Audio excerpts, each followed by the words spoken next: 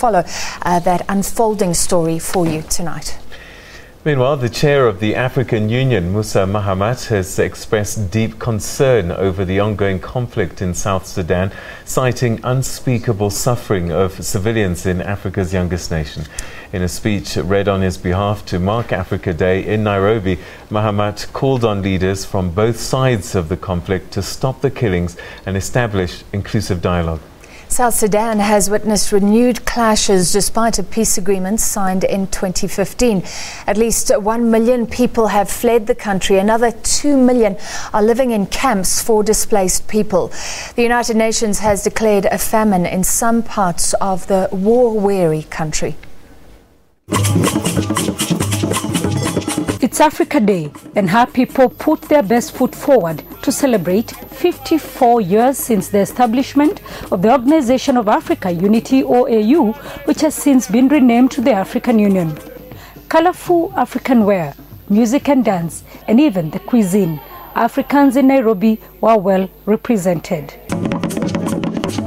The colorful event recalled the gains made by the continent so far in working towards unity as envisaged by the continent's forefathers. We have peacekeepers under the African Union who are doing the biggest job.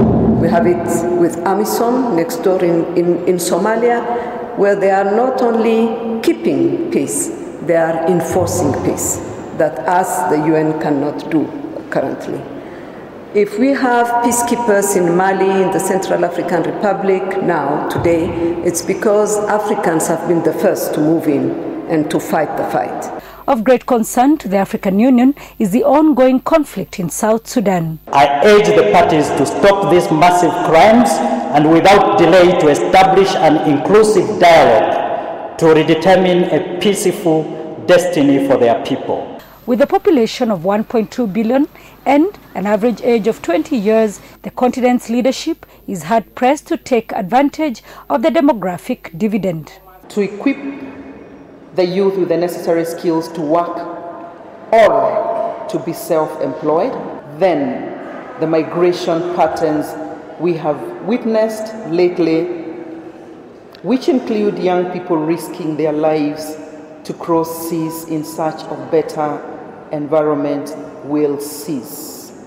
But even as Africa stood to celebrate its diversity and freedom, not lost on its citizens is the ongoing tragedies and atrocities on the continent. Here in East Africa, we have conflicts in Somalia, South Sudan, Burundi, the Democratic Republic of Congo. And yet, the continent has set itself a goal of silencing the gun by 2020. Can it live to these ambitious targets?